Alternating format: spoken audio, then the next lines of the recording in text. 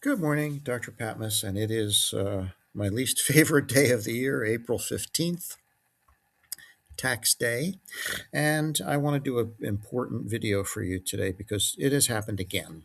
If you look in the text below, I attached a link to a news article. Apparently, just yesterday, a nurse in New Jersey, in Egg Harbor, New Jersey, was gunned down and murdered in the hospital by her estranged husband.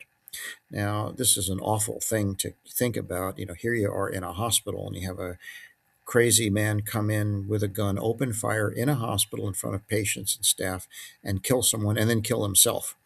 It sounds almost too horrible to be true, but the reality is these things happen. I know because I experienced a similar episode, a similar incident. In July 2014, I was the chief executive officer of the Rockwood Clinic. The Rockwood Clinic is a wonderful multi specialty medical group with over 300 doctors in Spokane, Washington.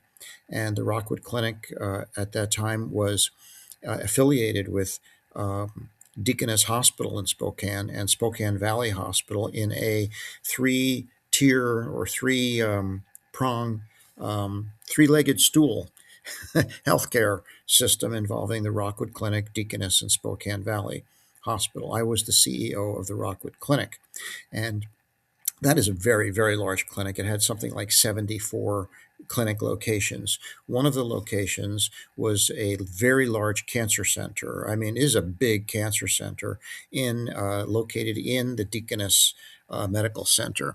Well, on that fateful day, in July 2014, I remember it vividly. I was at a meeting in the morning with my leadership team. We were talking about things that we needed to address when my executive assistant came in and said words that I will never forget.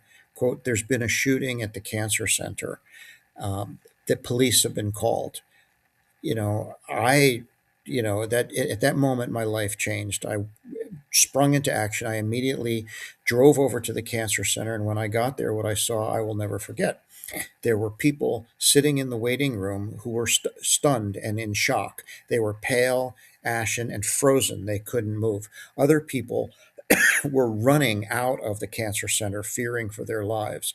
Doctors, nurses, patients had barricaded themselves in their exam rooms, moving the exam tables in front of the door to prevent anyone from entering. And there were two people dead on the floor, a woman and a man whose brains were blown out. And there were cancer patients getting chemo infusions still on gurneys in the cancer center who couldn't do anything about it because they were hooked up to IVs. It was a horrible, horrible scene. Police arrived, secured the area, and there began the next 2 years of my life as a CEO, where virtually every day all I dealt with was the aftermath of this horrific and, in retrospect, completely preventable shooting. What had happened was an estranged husband walked into my cancer center and shot and killed his estranged wife, who was my employee, and before killing himself in front of all of these people.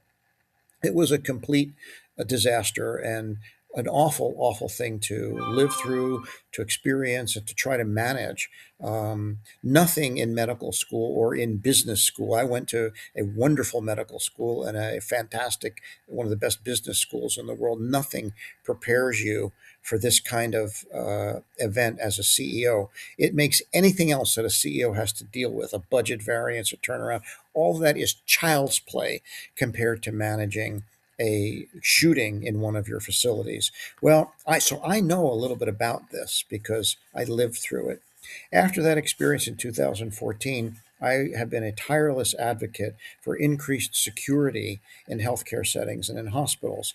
And I can tell you why. It's not just because I experienced this, it's because healthcare happens to be the most dangerous industry that you could be in terms of being shot.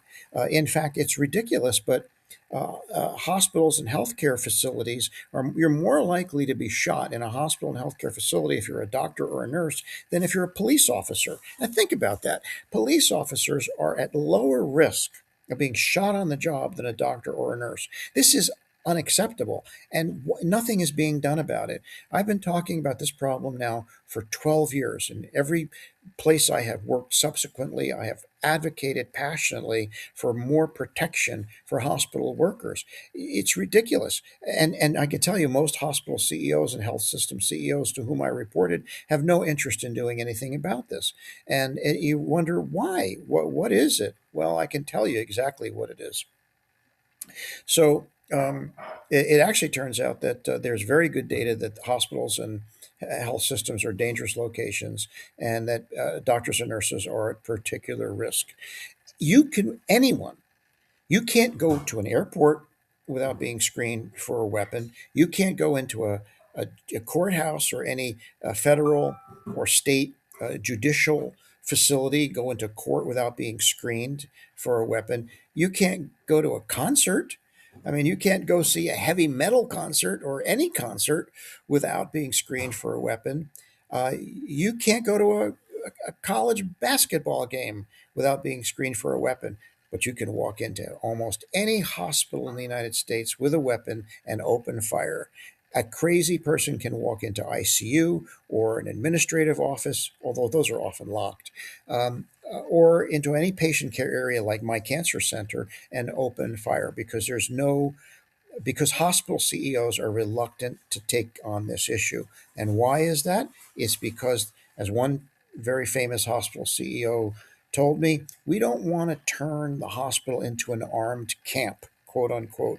In other words, we don't want to create an impression for patients and visitors that the hospital is unsafe. So they don't want a high profile security presence. They don't want to see armed guards at the entrance. They don't want to see metal detectors or make patients walk, or make guests or anybody walk through metal detectors, because they don't want to create the appearance of insecurity, which they feel will affect their market share or their brand or their public perception. I understand that, but what they're basically saying is they're putting appearance over actual safety of their staff. So much for safety of patients and staff. And so as a result, we see shootings now in healthcare all the time. Every couple of weeks, there's another healthcare facility with another shooting. And this one that just happened in New Jersey caught my attention because it is almost exactly what I experienced in Spokane in 2014. Now, what do we need to do? And I have tried to talk to other healthcare CEOs about this, and I just have gotten nowhere with it. They just won't respond.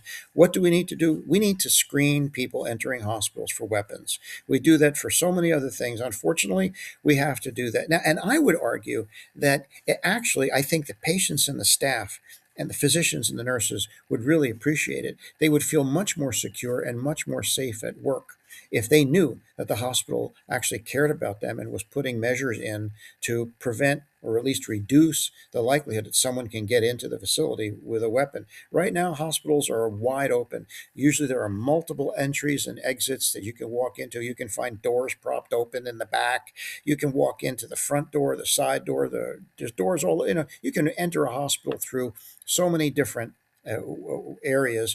There really should only be one area that you enter the hospital, and you ought to be screened, and there ought to be security there to make sure that no one gets into a hospital with a weapon, because this happens all the time. Well, hospital CEOs won't do that, and I think it's a shame. As a former CEO of not of a hospital, of a medical group, I think it's your duty as chief executive to make the unpopular decisions. And I think actually that the staff, doctors and nurses would appreciate it. It would actually improve morale, and you could actually make it into a recruiting tool. We care about our staff. We care about our patients. We care about our doctors and nurses, so much so that we have put provisions in place to make sure that people with a weapon aren't going to come in to the hospital and open fire. So that's, I think, the issue. We're not making any progress on this because too many CEOs won't make the unpopular decision. They place appearance over safety. And again, that happened. Let me tell you, this situation, had this hospital in Egg Harbor, New Jersey, had a policy like I advocate,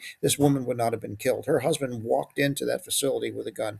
Had there been a way to prevent that, he would not have gotten in with a gun, and she would not have been shot at that facility. Maybe he would have shot her somewhere else, but he wouldn't have shot her at work. So I am all about protecting doctors and nurses and other staff and patients from unnecessary harm and gun violence in hospitals. And the only way we're going to do that is to take this problem serious. And if you are a hospital CEO or a board member for a hospital, it's time to wake up. Protect your patients, protect your staff, protect your doctors and your nurses, and do something about shootings in hospitals. I'm fed up with it.